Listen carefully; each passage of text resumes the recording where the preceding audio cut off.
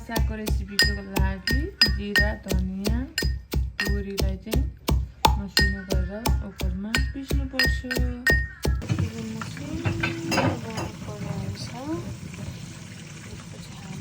अघि नै गरेर राखेका थियौँ यो नुन पिसा, त्यसपछि अमिलो हालेर नुन गरेर हामीले आधा घन्टा चाहिँ फ्रिज बनाएको राख्दा पनि हुन्छ। त्यसो अहिले फ्राई गर्न लाग्दैछौँ।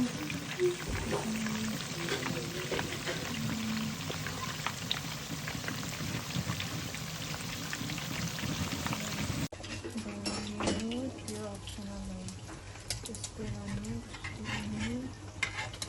अनि त्यसपछि टमाटर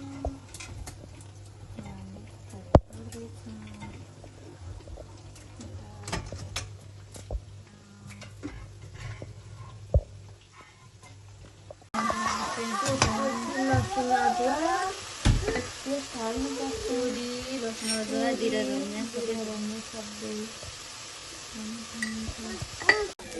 हामीले गरम मसला थोरै राख्यौँ अनि थोरै होइन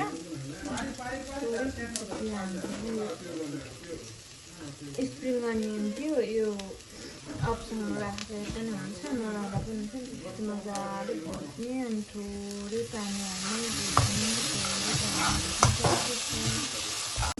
यतिको भएपछि चाहिँ हामीले टमाटर हाल्नुपर्ने हुन्छ।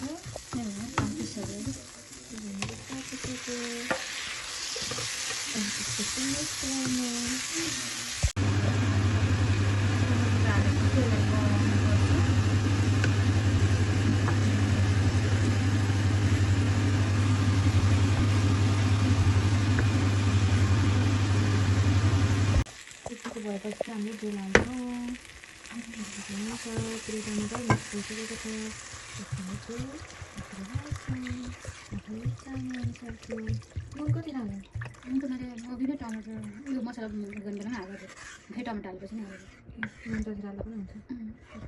त्यसलाई चाहिने भनेको के हो? त्यही मिट मसला अलिकति हाल्दैन कि होइन? त्यो अरू त केही चाहिने छैन।